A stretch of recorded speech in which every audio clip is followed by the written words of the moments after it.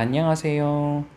오늘은 창세기 11장부터 20장까지 내용을 살펴보도록 하겠습니다.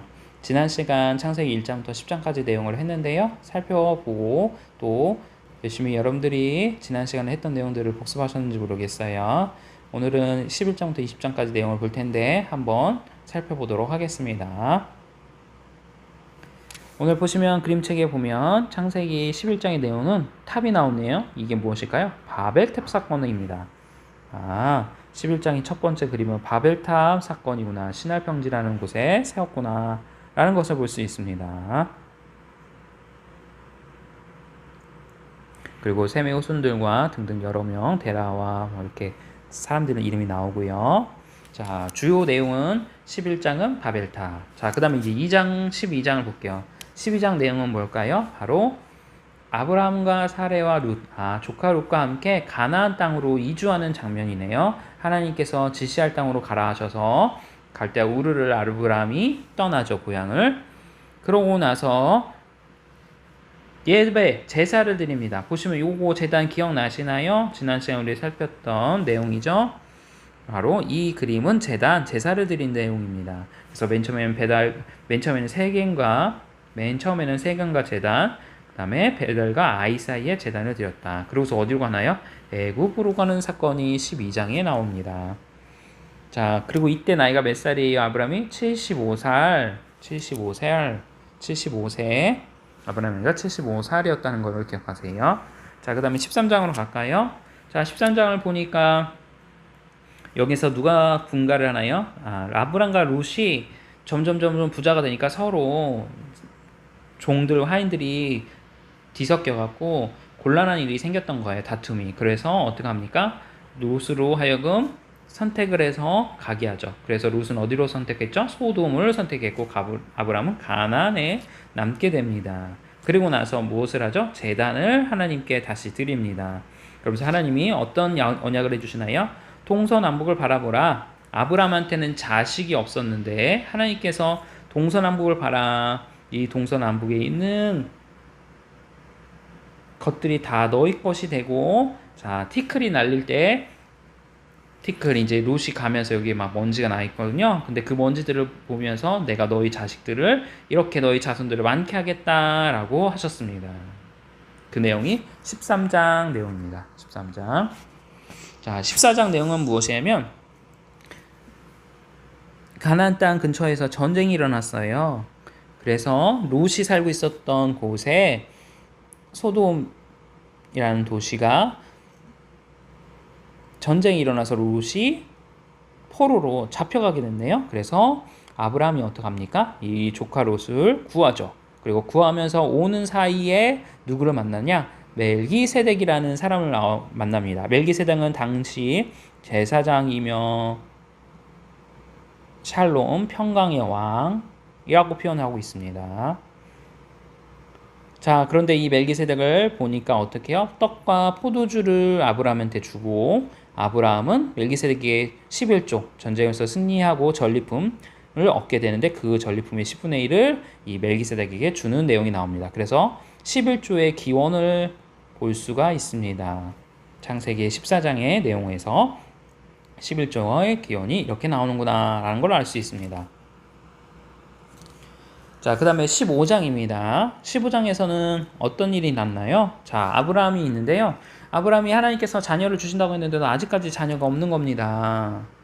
그러니까 아브라함이 어떻게 할까요? 마음에 힘듦이 있을 수 있죠. 그래서 아브라함이 하나님께 말합니다. 하나님, 저희 종 엘리에셀이 있는데 제가 어려서부터 자식처럼 키운 자식인데 이 아이가 저희 양자, 그러니까 제 대신해서 아들이 되면 안 되겠습니까? 했더니 하나님이 아니다.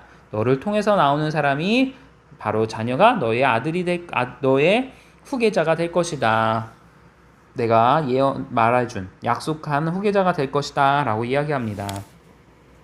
그러면서 하늘의 별을 봐라. 이 수많은 별처럼 너희 자녀를 이렇게 많게 해줄게 라고 했고, 많게 해줄게 라고 하나님 말씀하셨고, 그 말씀을 아브라함이 믿게 되죠. 자, 그 내용이 뭐예요? 하나님께서 아브라함이 하나님께서 말씀하신 내용들을 믿으니까 그것을 의로 여기셨습니다. 그래서 이신칭의 믿음으로 말미암아 의롭게 된다라는 내용이 바로 여기에서 또한 유래가 됩니다. 자, 그런 가운데 하나님께서 언약을 맺으시는데 당시 고대예요. 지금은 고대 이스라엘입니다. 중동 지역의 고대 시대에는 이렇게 동물의 각을 떠서 그 동물의 각든 사이를 사람들이 이렇게 뛰어다녔다고 해요. 그러면서 만약에 너랑 나랑 언약을 맺는데 이 언약을 어기면 어떡한다? 이 각을 뜬 동물처럼 내가 너를 그렇게 죽이겠다라고 했다고 해요. 그래서 하나님이 어쨌든 아브람과 언약을 맺자 하셔서 밤에 각을 뜨시고 그 사이로 어떻게요? 불을 지나게 해서 이 짐승을 모두 다 각든 재물을 태워버리시면서 아브람과 약속을, 어떤 약속이요? 내가 너의 자녀를 별과 같이 많게 하겠다라는 약속을 하셨다는 것이죠. 그리고 이때 또 예언의 말씀을 하나 해주세요. 어떤 예언이냐? 자, 400년 동안 너희 자녀들이 애굽에서 어떻게 해요? 종살이를 하게 될 것이다. 400년 동안 그 이야기를 하게 됩니다. 그리고 가나안 땅은 당시 6족속, 나중에 이후에 보시겠지만 7족속인데요. 요 창세기에서는 6족속으로 나옵니다. 이게 15장의 내용입니다. 15장의 내용입니다. 다음에 이제 16장을 갈게요. 16장을 갔더니 무슨 일이 일어났냐요? 아브라함이 기다려도 계속 자녀가 생기지 않는 겁니다. 자기의 아내 사레를 통해서. 그러자 사레가 어떤 얘기를 하냐? 애굽에서 그녀의 이제 몸종을 데려오는데 그 몸종 하갈, 여기 나오죠? 하갈을 아브라함에게 주면서 당신 하갈을 취해서 하갈에게서 후계자를 낳으라고 하나님이 나의 몸을 통해서 주신다는 말을 안 했으니까 이것이 하나님 뜻 아니겠나 라고 하면서 아브라함한테 얘기를 합니다. 그래서 낳은 아들이 누구죠? 이스마엘입니다. 하나님이 들으심이라는 뜻이에요. 이때 나이가 몇 살이에요? 아브라함이 86살. 자, 이때는 몇 살이었죠? 75. 11년이 지난 거네요. 자, 11년 동안 하나님께서 언약하신 말씀에 대해서 이루어지지 않자 믿음이 흔들렸던 것 같습니다.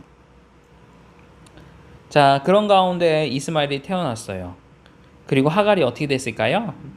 이 지역은 이제 아시아 지역이어서 저희 조선시대 때처럼 그런 내용을 보시면 되겠어요. 자녀가 없고 아이를 못 낳으면 어떻게 됩니까? 본부인이 난처하게 되죠. 그런데 이때도 마찬가지였던 것 같아요. 하갈이 바로 사레가 아이가 없으니까 사레를 핍박하게 된 겁니다. 종의 신분이었던 하갈이 아브라함의 후손을 낳자, 자녀를 낳자 오히려 콧대가 높아졌던 것 같아요. 그래서 그걸로 인해서 다툼이 일어나자 결국은 어떻게 합니까? 하갈이 어쩔 수 없죠. 그래도 아브라함은 본부인 사레를 사랑하는데 하갈이 이제 도망가게 된 겁니다. 그랬는데 그런 가운데 사막에 있을 때 하나님께서 하갈을 기억하셔서 하나님께서 이스마엘을 기억하시겠다라고 이야기하신 겁니다. 이렇게 된 겁니다. 여러분들은 이제 아실 분은 아시겠지만 요렇게가 돼서 여기가 이제 팔레스타인이라고 할까요? 그러니까 쉽게 말하면 지금의 이슬람 교회의 기원이 될 수 있었던 내용을 보게 됩니다. 자, 그 다음에 17장으로 갈게요. 자, 17장은 나이가 이제 아브라함이 몇 살이 됐나요? 99살이 됐네요. 아브라함의 나이가 99살이 됐어요. 자, 하나님이 나타나셨어요. 그러면서 아브라함한테 말씀하십니다. 1년 후에 이제 아브라함이 100살 때 이삭을 낳거든요. 이삭을 낳는데 이제 1년 후에 너가 이제 아들을 낳을 것이다 했더니 아브라함이 어떻게 해요? 웃는 겁니다. 말도 안 돼요. 사례는 이미 경수가 끊어졌어요. 그러니까 결국은 뭐랄까요? 폐경이 됐고 자신은 나이도 늦고 어떻게 아들을 안 낳아요? 말이 안 됩니다 라고 했던 거죠. 당시 사라의 나이가 아브라함의 나이하고 10살 차이가 났거든요. 그러니까 사라의 나이는 89살이죠. 물론 그 시대와 지금 시대랑 비교할 수는 없죠. 그 시대는 사람은 살아가는 그 연수가 뭐 100년이 훌쩍 넘다 보니까 100살이 넘다 보니까 평균 그러다 보니까 지금의 우리 생체적 나이랑 좀은 다른 것 같아요. 어쨌든 간에 사례가 89살이고 이제 더 이상 아이를 낳을 수 없습니다. 폐경입니다. 근데 어떻게 납니까? 했더니 아브라함이 웃었던 겁니다. 그랬더니 하나님이 그를 또 괘씸히 여겨주셨죠. 그래서 그 아들의 이름을 뭐라고 했냐? 이삭이라고 저라. 무슨 말이냐? 이삭이 바로 웃다라는 뜻을 갖고 있습니다. 웃음이라는 뜻을 갖고 있어요. 근데 이 이야기가 또 어디서 나와요? 18장에서 다시 한번 나옵니다. 사라가 이 이야기를 어떻게 해요? 나중에 18장에서 다시 하나님께서 천사로 나타나서 이야기를 하시는데 그 이야기를 사라가 듣고 웃는 겁니다. 어떻게 내가 아이를 낳냐, 말도 안 돼 하면서 웃었어요. 그런데 그것을 하나님 어떻게 해요? 당연히 알고 계시죠. 그러면서 너희들이 웃었어? 그래, 알겠어. 그러면 정말 너희들이 웃음이 나오게 해주겠다 라고 하시면서 그 아들의 이름을 웃음이라고 쳐라 라고 하신 겁니다. 자, 보시면 이스마엘이 12두령을 생산한다고 표현하고 있습니다. 12명의 아들을 또 뭐 낳던지 하겠죠, 이후에. 이거 못지않게 이제 아브라함의 자녀들, 그러니까 이삭과 그 다음에 야곱이죠. 야곱을 통해서 12아들을 낳고요. 그 12아들이 또 12지파가 되는 것을 볼 수 있습니다. 이렇게 비슷하게 되는 상황을 볼 수 있습니다. 자, 그 다음에 18장으로 가서요. 18장에서는 천사가 나옵니다. 18장에서는 천사가 나오는데요. 천사가 3명이 와요. 3명이 오는데요. 천사가 3명인데 그 중에 2명은 소돔과 고모라로 가고요. 1명이 남아요. 1명이 남아서 천사 3명이 오는데요. 그 중에 1명은 남고 2명은 소돔과 고모라로 갑니다. 그래서 그 1명이 나타나서 무엇을 얘기를 해주냐? 바로 이삭이 나올 것과 또한 소돔과 고모라에 대한 이야기를 이제 이야기해 줍니다. 자, 그런데 아브라함이 이 이야기를 듣고 간청을 합니다. 몇 번? 6번. 하나님, 그 소돔 땅에 의인 50명 있으면 멸망하시지 않겠습니까? 그래도 멸망하시겠습니까? 라고 하면서 요청합니다. 그래, 50명 있으면 멸망시키지 않을게. 그러더니 어떻게 해요, 아브라함이? 45명은요? 40명은 점점점 가서 10명까지 갑니다. 하나님, 이 10명에 대해서도 이야기를 하시죠. 점점점 가서 10명까지 갑니다. 하나님이 10명만 있어도, 의인 10명만 있어도 소돔과 고모라를 멸망시키지 않겠다라고 하십니다. 그런데 이렇게 아브라함이 소돔을 위해서 기도한 게 무엇입니까? 바로 롯 때문에 그랬죠. 롯. 조카 롯이 살고 있으니까 소돔 땅에. 그래서 중보 기도를 한 것입니다. 그런데 나중에 하나님은 어떻게 하시죠? 아브라함이 이 롯을 위한 기도를 하나님께서 기억하셔서 이 롯의 가정들을 구원해 주시는 사건이 19장에서 나옵니다. 어쨌든 간에 18장에서는 소돔과 고모라에 대한 멸망과 이삭이 태어날 것에 대해서 예언의 말씀을 하십니다. 자, 그러고 나서 이제 2명의 천사가 왔고요. 소돔과 고모라가 얼마나 타락했던지 이 소돔과 고모라의 멸망에 대해서 이야기할 때 이 천사 2명이 왔는데 이 천사 2명을 관계하려고 했던 무리들이 나타납니다. 그래서 롯이 어떻게 합니까? 그들을 구원하려고 자기 딸들을 대신해서 주겠다라고까지 하는 안타까운 일들이 생기죠. 어쨌든 간에 다 천사의 또 도움으로 롯의 딸들과 롯과 그 사람들로부터 보호하게 되는데요. 롯과 그 2 딸들을요. 그리고 멸망을 하게 되는데 하나님 명령하셨습니다. 소돔과 고모라가 불로 이렇게 심판을 받을 때 뒤돌아보지 마라. 뒤돌아보면 어떻게 해요? 소금 기둥이 된다라고 해서 이렇게 소금 기둥이 되게 된 겁니다. 이게 롯의 천어입니다. 안타까운 일이죠. 돌아보지 말라고 했는데 돌아봐서 결국은 이렇게 소금 기둥이 된 사건이 나오는 것이 바로 19장의 내용입니다. 자, 롯의 근친상간은 무엇이냐면 소돔이 이제 멸망하고 이제 동굴에서 은근 거기에서 은신처를 삼아서 운둔하고 있는데요.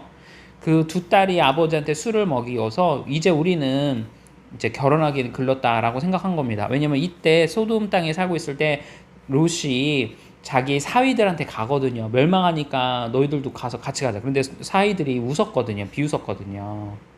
결국은 어쨌든 간에 사위들도 죽었던 것 같아요. 그리고 2 딸과 롯만 살아남은 거죠.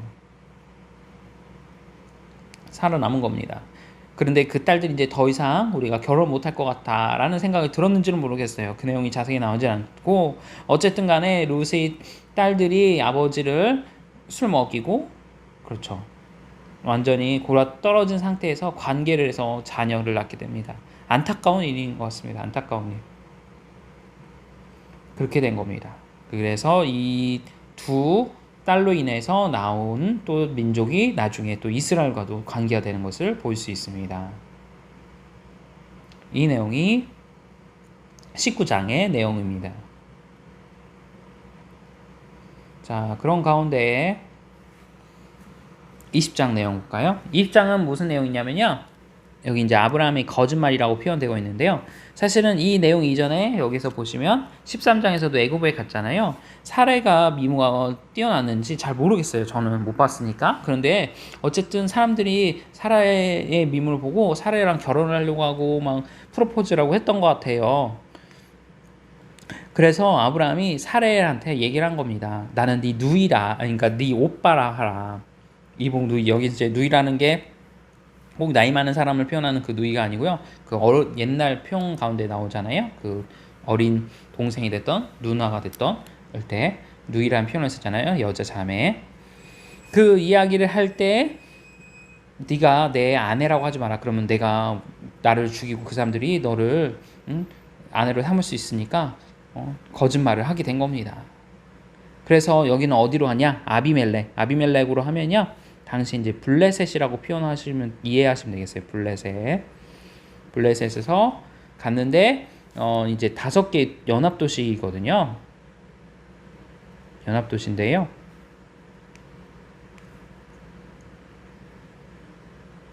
연합도시로 개념을 이제 블레셋을 이해를 하시면 되겠는데요. 그곳에 이제 수장을 이 아비멜렉이라고 보시면 되겠습니다. 멜렉이라는 단어가 이제 결국 이제 왕이라는 뜻인데요.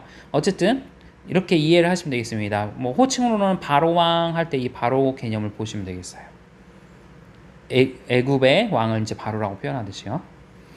블레셋 이 사람들 그들의 왕을 아비멜렉이라고 했다.